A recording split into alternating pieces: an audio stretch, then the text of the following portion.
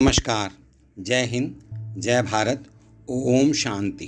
ओम शांति। ओम शांति। मैं इस भारतवर्ष में विभिन्न दौर से गुजरा हूँ। पहले बचपन, फिर युवावस्था, फिर भारतीय सेना में सेवा काल, तत्पश्चात वैवाहिक जीवन और अब अपने बाल बच्चों के वैवाहिक कार्यक्रम के लिए तैयारियां कर रहा हूं। मेरे इस पूरे अनुभव के अंतर्गत मैंने विभिन्न संप्रदाय, विभिन्न धर्मों तथा विभिन्न प्रकार के ग्रंथों का अध्ययन किया, परंतु आज मैं ब्रह्म कुमारी तथा सृष्टिकर्ता शिव भगवान का दिव्य ज्ञान, परमात्मा का सत्य स्वरूप, यूनिवर्सल पीस हॉल, इन सब से इतना प्रभावित हुआ हूँ कि आज मेरे को प्रभु ने, परमात्मा ने, शिव भगवान ने, शिव बाबा ने इतना सक्षम बनाया कि मैं आपके समक्ष अपने विचारों को स्वतंत्र रूप से रख सकता हूँ। यह रूहानी ज्ञान और राजयोग की यात्रा द्वारा हम सद्गति या जीवन मुक्ति प्राप्त कर सकते हैं। भारत के उत्थान और पतन के जो 84 जन्मों की अद्भुत कहानियां हैं, वह भी हमें यहाँ पर मिल जाती हैं। आज जब हम शिव परमात्मा को याद करते हैं, आज जब हम गीता ज्ञान दाता परम पिता प्रभु शिव जी भगवान को, शंकर भगवान को याद करते हैं, उनकी स्तुति करते हैं, तो हमें एक आकर्षक, एक दयापूर्ण, एक सहानुभूतिपूर्ण, एक ऐसा आशीर्वाद प्राप्त होता है जिससे हमारी गति सकारात्मक मार्ग पर चलती है। मानव आत्मा कुल कितने जन्म लेती है? किस युग में कितने जन्म होते हैं? क्या मालूम है आपको? मानव आत्मा ज्यादा से ज्यादा 84 जन्म तथा कम से कम एक जन्म लेती है। कहने का तात्पर्य यह है कि मानव आत्मा 84 योनियों से होकर गुजरती है। मैं पुनः कहना चाहूंगा, मानव आत्मा ज्यादा से ज्यादा 84 जन्म और कम से कम एक जन्म लेती है। अब कितने युग हैं? किस युग में कितने जन्म होते हैं? सबसे पहले आता है सतयुग। इस युग में आत्मा 8 जन्म लेती है। इस युग की आयु 1250 वर्ष यानी कि 1250 वर्ष है। इस युग में श्री लक्ष्मी नारायण द्वारा सभी की पालना होती है। श्री राधे कृष्ण 35 वर्ष पूरे होने के बाद स्वयंवर के पश्चात श्री लक्ष्मी नारायण बनकर राज्य करते हैं। उनके राज्य वंश के नजदीकी संबंधी 16,108 लोग होते हैं। 9 लाख प्रजा होती है। एक राज्य, एक भाषा, और यहाँ पर योग बल से जन्म होता है। श्री लक्ष्मी नारायण को 75 वर्ष होने के बाद योग बल से एक कुमार का जन्म होता है। उसको 35 वर्ष पूरा होते ही राज तिलक के बाद राज्य की पालना का दायित्व सौंपा जाता है। इस विधि से वंश परंपरा के अनुसार 8 लोग कृष्ण की तरह राज्य करते हैं, जिसकी वजह से श्री कृष्ण जन्माष्टमी कहा जाता है। इस युग के बाद आने वाले त्रेता युग में श्री राजा राम की पालना प्रारंभ होती है, जिसकी वजह से श्री राम नवमी कहा जाता है। 9 लाख जनसंख्या से प्रारंभ हुए सतयुग के अंत तक पहुंचते पहुंचते 3 करोड़ की आबादी हो जाती है। यहाँ सब 16 कला संपन्न होकर के सूर्य वंश में रहते हैं, तो उनको 3 करोड़ देवता कहते हैं। यहाँ हर एक 150 वर्ष पूरी तरह से जीने के बाद पुराना शरीर छोड़कर नया शरीर धारण करते हैं। उनकी मृत्यु कब होनी है, उसके बाद जन्म कहाँ लेना है, इसका भी उन्हें पता रहता है। मृत्यु का भय उनको नहीं रहता, इसलिए देवता अमर कहलाते हैं। तत्पश्चात आता है त्रेता युग। इस युग में आत्मा 12 जन्म लेती है। इस युग की आयु भी 1250 वर्ष यानी कि 1250 वर्ष है। इस युग में सीताराम द्वारा सभी की पालना होती है। आत्मा की 2 कला कम हो जाती हैं। 14 कलाओं के साथ सभी चंद्रवंशी कहलाते हैं। इस युग में 33 करोड़ आबादी हो जाती है। इन दोनों युगों में न्यायालय नहीं होते, अस्पताल नहीं होते, क्योंकि कोई भी पाप कर्म नहीं करते तो रोग का दर्द नहीं भोगना पड़ता। विकार वंश संघ विद्रोही काम नहीं करते तो कोई पुलिस स्टेशन भी नहीं होते। इसीलिए इन 2 युगों को मिलाकर स्वर्ग या राम राज्य कहा जाता है। इस तरह सृष्टि चक्र में 2 युग बीतने के पश्चात, माना आधा कल्प पूरा होने के पश्चात, द्वापर युग का प्रारंभ होता है। इसी युग में आत्मा 21 जन्म लेती है। सतयुग त्रेता युग में सर्वगुण संपन्न देव आत्मा जैसे रहने वाले अपनी कलाएं खोकर साधारण मानव के रूप में जन्म लेते हैं। पूज्य से पुजारी बन सबसे पहले परमात्मा के चिन्ह शिवलिंग की पूजा करना प्रारंभ करते हैं। तत्पश्चात देवताओं की मूर्तियों की पूजा प्रारंभ हो जाती है। इस युग से ही अधर्म प्रारंभ होता है। मानव को देह का अभिमान हो जाता है। पुराने देवता इस युग में भक्तों में परिवर्तित हो जाते हैं। तब तक परम धाम में रहने वाली अनेकों आत्माएं आकर इस युग में जन्म लेती हैं। धर्म पलायन आत्माओं को धर्म की ओर प्रेरित करने के लिए धर्मपिता जैसे शंकराचार्य, मोहम्मद साहब, महात्मा गौतम बुद्ध, श्री गुरु नानक देव जी, क्राइस्ट ईसा मसीह जी आदि धरती पर आते हैं। आकर अपना अपना धर्म स्थापन करके धर्म बोध करा के मानव में परिवर्तन लाने के लिए प्रयास करना आरंभ करते हैं। यहाँ अनेक राजाओं की पालना होती है। आत्मा में कलाएं आधा कम होकर 8 ही बचती हैं। अब अंत में आता है कलयुग। इस युग में आत्मा 42 जन्म लेती है। इस युग की भी आयु 1250 वर्ष है, यानी कि 1250 वर्ष। यहाँ आत्मा की कला शून्य हो जाती है। इस युग के अंत तक परम धाम में रहने वाली सब आत्माएं धरती पर आ जाती हैं। परम धाम खाली हो जाता है। अधर्म हद पार कर लेता है। दुख, अशांति, अकाल मृत्यु, प्राकृतिक आपदाएं, सड़क दुर्घटनाएं धीरे धीरे बढ़ने लगती हैं। आत्मा तड़पती त्राही त्राही करती हैं। पिछले जन्मों में किए हुए पाप के खातों को समाप्त करने का समय यही है। तो आज हर मानव कोई ना कोई दर्द में जी रहा है, किसी न किसी तरीके के दुख में रह रहा है। ठीक ऐसे समय पर ही भगवान को अवतार लेने की आवश्यकता होती है। इसलिए भगवान अवतरित हो चुके हैं। यह कलयुग के अंत और सतयुग के आरंभ के बीच का संगम युग है। इस युग में आत्मा एक अलौकिक जन्म लेती है। यह संगम का समय बहुमूल्य है। अभी सभी जन्म लेते लेते सीढ़ियाँ उतरते उतरते गिरे हुए हैं।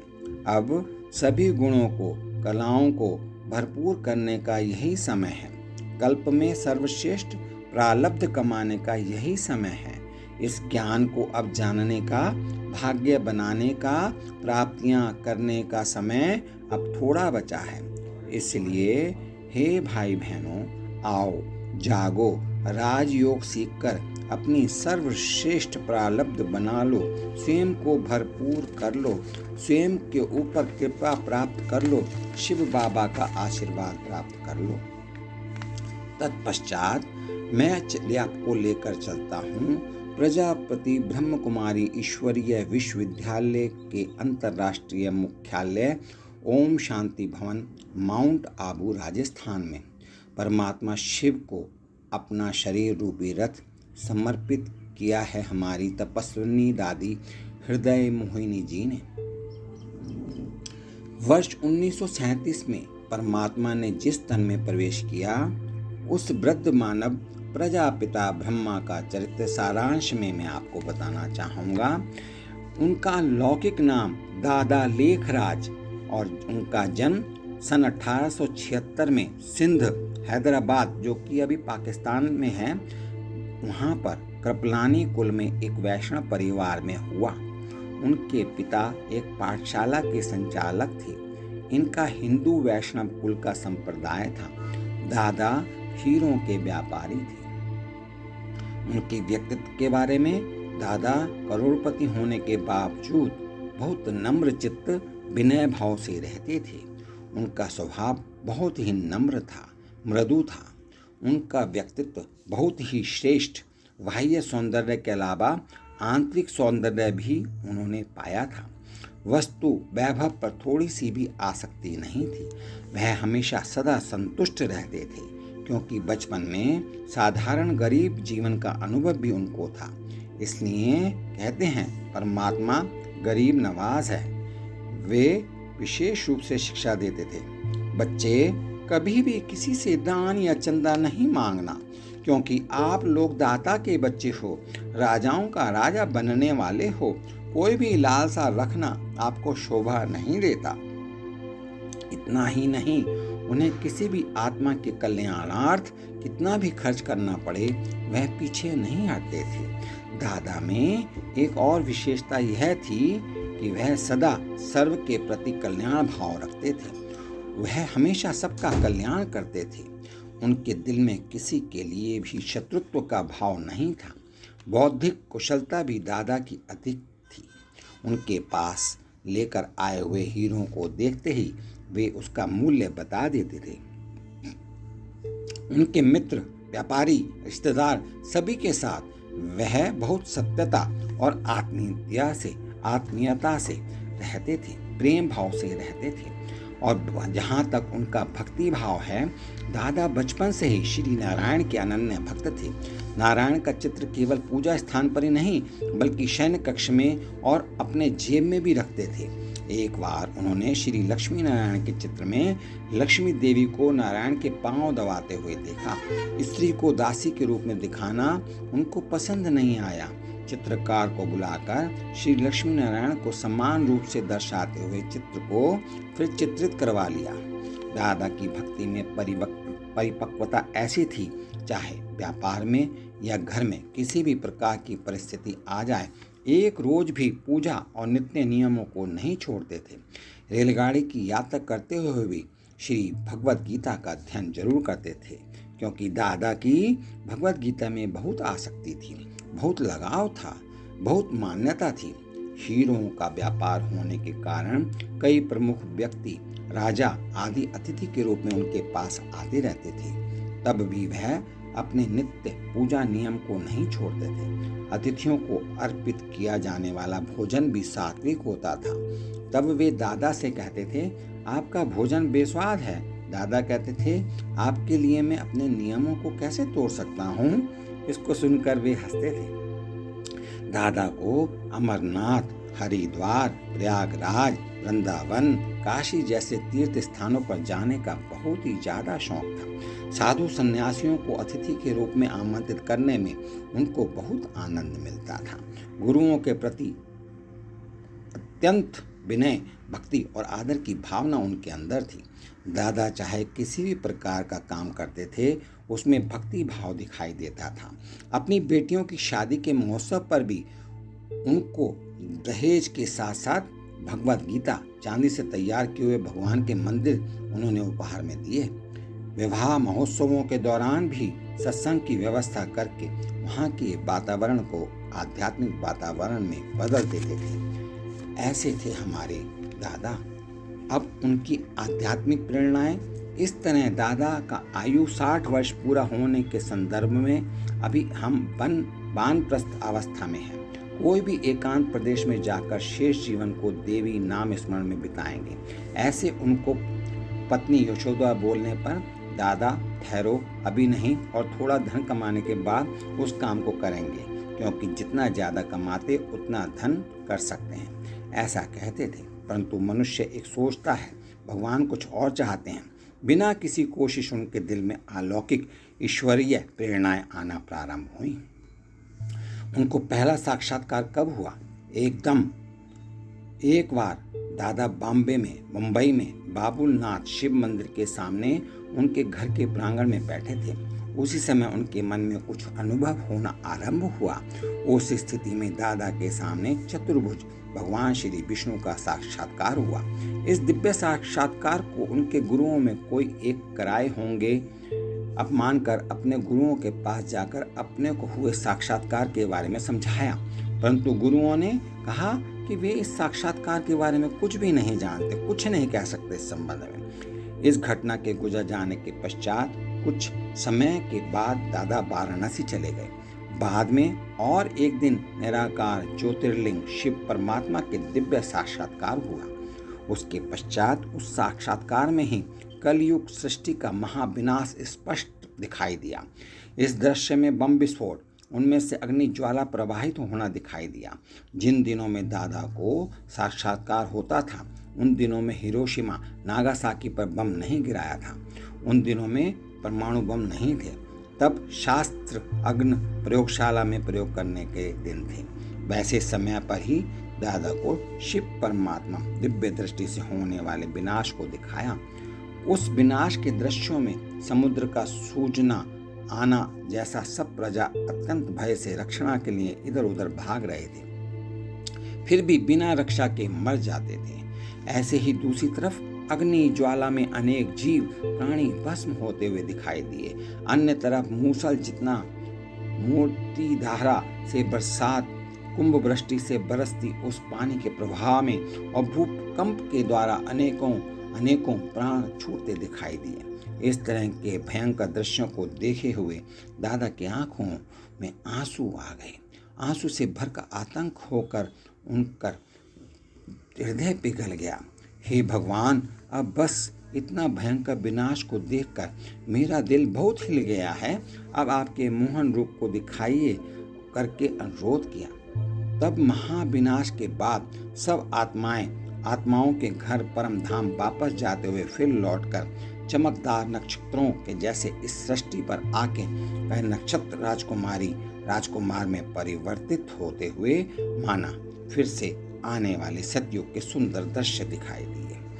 अब दादा के वैराग्य के संबंध में जो कथा प्रचलित है, ऐसे भविष्य में होने वाले महाविनाश का साक्षात्कार होते देख दादा को अपने व्यापार पर रुचि पूरी तरह से कम हो गई। वह रत्न सब उनको बजरी पत्थर सा दिखाई पड़ने लगे। यह सब नकली व्यापार समझते, इसलिए दादा अपने साथी से बोले, अब मुझे छुट्टी दो, मैं आपके अभिप्राय के भेद में आकर व्यापार को छोड़कर नहीं जा रहा हूँ। यह व्यापार सब मुझे नकली व्यापार सूझ रहा है। मेरा पूरा धन ईश्वरीय सेवा में उपयोग करने का निश्चय किया है। मैं अब आपको हिसाब पूछने के लिए नहीं आया हूँ। तुम वकील को बुलाकर न्याय चाहो से मुझे कितना धन मिलता है उतना दे दो। मैं मेरा सर्वस्व को ईश्वरीय यज्ञ में समर्पित करने के लिए सोच रहा हूँ।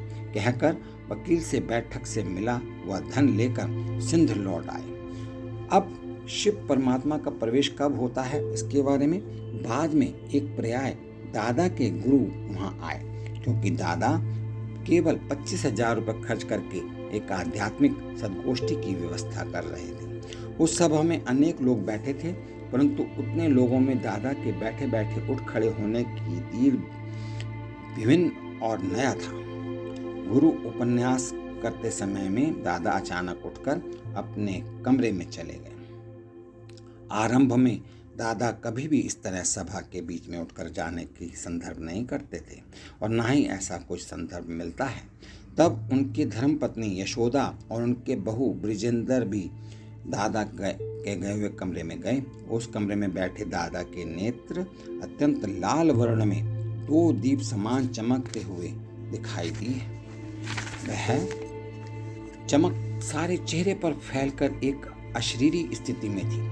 उसके बाद कुछ बोल धीरे धीरे सुनाई देने का पता चला, पर वे दादा के बोल जैसे नहीं थे, बल्कि किसी और के बात करने जैसा लगते थे और एक दैवीय शक्ति उत्पन्न हो रही थी। वह बोल रहे थे, निजानंद स्वरूप शिवोहम शिवोहम, ज्ञानानंद स्वरूप शिवोहम शिवोहम, प्रकाश स्वरूप शिवोहम शिवोहम।